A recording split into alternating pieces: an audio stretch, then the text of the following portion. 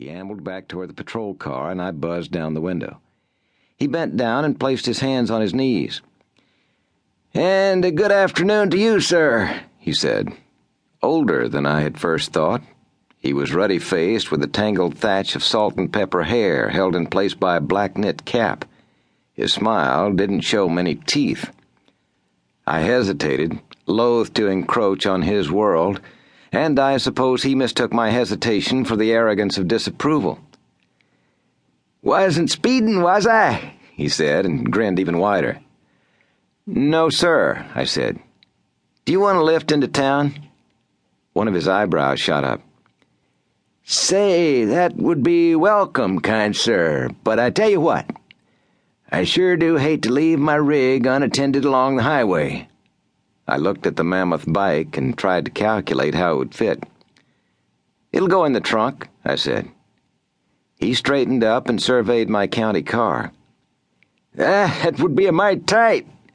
I popped the electric trunk lock and then opened the door and heaved my 210 pounds out of the car.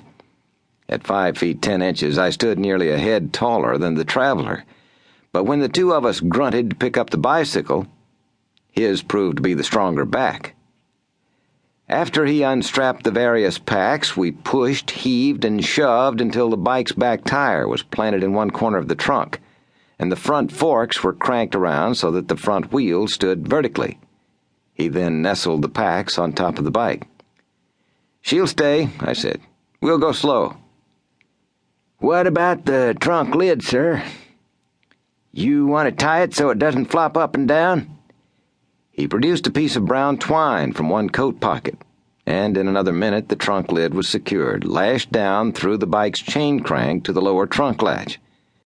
I started around to the driver's door, and he hesitated. "Come on," I said, not the least bit eager to stand out in the chill wind a moment longer than necessary. "Climb in." I saw him glance toward the back seat, and added, "Up front." We settled into the car, and both of us sighed with relief to have the wind and cold locked outside. My passenger thrust out a hand. "Wesley Crocker," he said. His grip was firm, his hand calloused and tough. "Bill Gastner," I replied. "My pleasure," Crocker said. His gaze wandered around the inside of the county car, taking in all the expensive junk that goes with the profession. He reached out and ran a finger along the top of one of the radios as if he were checking for dust. "Things have sure changed, haven't they?" he said as I pulled 310 into gear. "Changed?"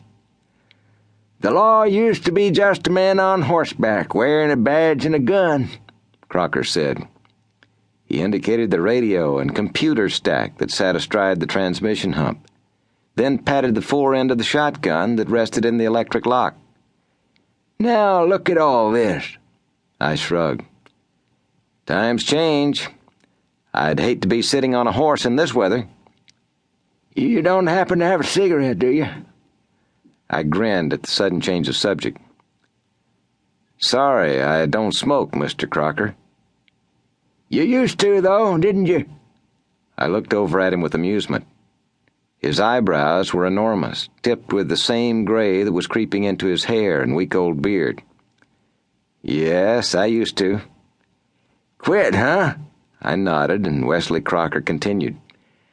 "I should, too. I could make better headway against the wind if I had more wind." "And some air in your tires," I added. "How far did you come today?" "From just outside Playa. You know where that is?" I nodded.